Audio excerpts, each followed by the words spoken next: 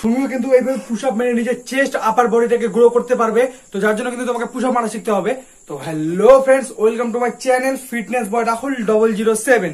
তো ফ্রেন্ডস, কেমন আছো তোমরা? আশা করি ভালো আছো। ভালো না থাকলেও টেনশন করার কোনো দরকার নেই, আমি চলে এসেছি।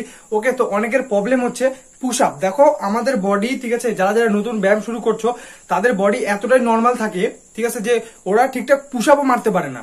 তো যারা যারা পুশ আপ মারতে পারছো না তাদের ঘাবড়ানোর কোনো দরকার নেই, আমি টেনশন করার কোনো দরকার নেই। তো চলো আমরা আজকে শিখবো যে আমরা পুশ আপ কিভাবে মারবো। তুমি 10টা থেকে 20টা পুশ আপ আরামসে নর্মালি 1 মাসের মধ্যে মারতে পারবে। ওকে, তো চলো প্রথমে তো আমাদেরকে ফার্স্ট যেটা করতে হবে, ঠিক আছে, প্রথমে তো আমাদেরকে কয়েকটা এক্সারসাইজ দেখাবো যেটা করলে কিন্তু তুমিও তোমার আপার মাসেলটাকে ট্রেন করতে পারবা পুশ আপের মাধ্যমে। তোমাকে কিন্তু পুশ আপ মারা আগে শিখতে হবে। আর পুশ আপ মারা শিখতে গেলে তোমাকে এই কটা জিনিস ট্রাই করতে হবে। প্রথমে তোমাকে এরকম একটা বেড বা ব্রেঞ্চ যেটা বলো সেরকম জায়গায় কিন্তু চলে আসতে হবে, যেটা মাটি থেকে অনেকটাই উঁচু। আমাদের পুশ আপ কিন্তু নর্মালি এইভাবে, দেখো আমি কিন্তু ইজিলি 1 2 3 4, তারপরে আমি যদি ট্রাই করি, ঠিক আছে, আমি কিন্তু 1 হ্যান্ড পুশ আপ কিন্তু মারতে পারি। তো এগুলা সম্পূর্ণই তোমার প্র্যাকটিসের উপরে। তুমি যত বেশি হার্ড ওয়ার্কআউট করবে তত কিন্তু তুমি ভালো পুশ আপ মারতে পারবে। তো প্রথমে তো আমাদেরকে যেটা করতে হবে পুশ আপ মারার জন্য, তো জাস্ট আমাদেরকে নর্মাল পুশ আপ তো আমরা বেডে নর্মাল টাইপেই মারবো, বাট আমরা যারা পুশ আপ মারতে পারি না তাদেরকে এরকম একটা উঁচু জায়গায় চলে আসতে হবে, ঠিক আছে। আর বডিটাকে এরকম জায়গায় এরকম করে কিন্তু ব্যান্ড করতে হবে। ব্যান্ড করার পর বডিটা স্ট্রেট সামনে করে দিয়ে জাস্ট বডিটাকে এভাবে নামাতে হবে। 1, ওকে, হোল্ড, 2, হোল্ড, 3, হোল্ড, 4। তোমরা হাতের যারা ডিস্টেন্স জানো না, আমি হাতের ডিস্টেন্সটা বলে দিই। আমাদেরকে ধরতে হবে এক হাতের মাপ করে। এই একটা হাত দিলে এখানে, আর এই একটা হাত এখানে থাকলো, আর এই কোনোটার এখানে তোমার আরেকটা হাত থাকবে, ঠিক আছে। এই হচ্ছে তোমার মাপ নর্মাল পুশ আপের। ওকে, আর তোমাকে যেটা করতে হবে সেটা হচ্ছে এইভাবে। ওকে, 4 5, আর হাত কিন্তু পিছন দিকে ভালো যাবে। ওকে, 6 7 8 9 10। তো এই যে তোমাদেরকে যে ওয়ার্কআউটটা দেখালাম, ঠিক আছে, এটা হচ্ছে আমাদের অর্ধেক পুশ আপ, যেটা কিন্তু আমাদের আপার মাসলকে কিন্তু ট্রেন করতে কাজে লাগে, ঠিক আছে। আমাদের আপার যে চেষ্টা থাকে এটা কিন্তু গ্রো হয় অনেকটাই। তোমার চেষ্ট এখানে কাজ হয়ে যাবে যা, বাট এটা কিন্তু আমাদের পুশ আপ মারতে অনেক হেল্প করে। যারা পুশ আপ মারতে পারো না তারা এইটাকে 15 দিন ট্রাই করো, একদম যতটা পারছো। যতক্ষণ অবধি না তুমি মানে থেমে যাচ্ছ যে আমি আর পারছি না, ততক্ষণ অবধি কিন্তু তোমাকে এই ওটাই করতে হবে। এটা যত বেশি করবে তত কিন্তু তোমার পুশ আপ মারতে পারবে, ফুলফিল সব কিন্তু পুশ আপ মারতে পারবে। এরপরে 2 নাম্বার যেটা আমাদের পুশ আপ মারতে সাহায্য করবে সেটা হচ্ছে আমাদের ডায়মন্ড পুশ আপ, ঠিক আছে। ডায়মন্ড পুশ আপ, বা তুমি যদি নর্মাল রাখো নর্মাল পুশ আপ। আমরা কিন্তু নর্মাল পুশ আপ এরকম করে মারি, তো ঠিক আছে।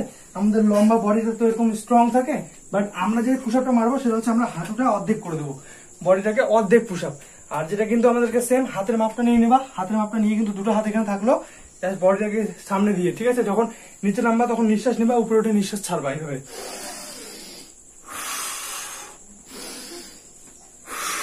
1 2 3 4 5 6 7 8 9 10।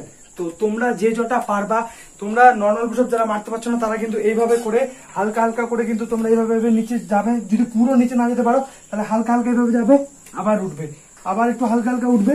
1 দিন পারবে না, 2 দিন পারবে না, 3 দিন পারবে না, 4 দিন পারবে না, 5 দিনের দিন অটোমেটিক কিন্তু তোমার বডি, যখন তোমার হাত স্ট্রং হবে, তোমার চেস্ট যখন স্ট্রং হবে, অবশ্যই কিন্তু তুমি পুশ আপ মারতে পারবে। আর ফুলফিল সবকিছু পুশ আপ মারতে পারবে। যে তোমাদেরকে এটা দেখালাম এটা কিন্তু করো, ঠিক আছে। তারপরে নেক্সট তোমাকে কিন্তু দুটো ইট নিতে হবে। ওকে, চলো আমি তোমাকে দুটো ইটের মাধ্যমে দেখাই যে ইট দিয়ে কি কাজ আছে। তো ইট দিয়ে কিন্তু আমাদের হাতও স্ট্রং হবে, আমাদের চেস্টও স্ট্রং হবে, যেটা কিন্তু আমাদের কাজে দিবে আমাদের পুশ আপ মারতে। ওকে, তো চলো এইভাবে ধরে কিন্তু উঠাতে হবে। ওকে, 1 2 3 4 5 6 7 8 9 10। তো আমাদের কিন্তু 10টা হয়ে গেল। তো এই ওয়ার্কআউটটা তোমাদেরকে কেন দেখালাম, কারণ এই ওয়ার্কআউটটা করলে আমাদের চেস্টটা টাইট হবে, স্ট্রং হবে। তোমার হাতে যে ইটটা নিয়ে ওয়ার্কআউট করছো, ইটের যে ওয়েটটা ওটা কিন্তু তোমার হাতে পড়ছে, আর যার ফলে কিন্তু তোমার চেস্টটা যখন তুমি মারছো তোমার বডি স্ট্রং হচ্ছে, হাত স্ট্রং হচ্ছে, চেস্ট স্ট্রং হচ্ছে, আর যার ফলে কিন্তু তুমি ইজিলি নর্মাল পুশ আপ মারতে পারবে।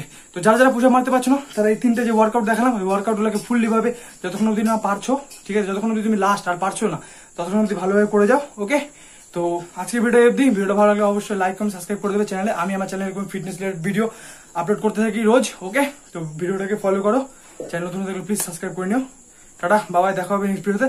আর দাবায় একদম পুরো হার্ড ওয়ার্কআউট করো, অবশ্যই কিন্তু তুমি তাহলে ভালো একটা চেস্ট বানাতে পারবে। আর পুশ আপ এমন একটা জিনিস যেটা কিন্তু আমাদের আপার পুরো বডিটাকে ট্রেন করে দেবে।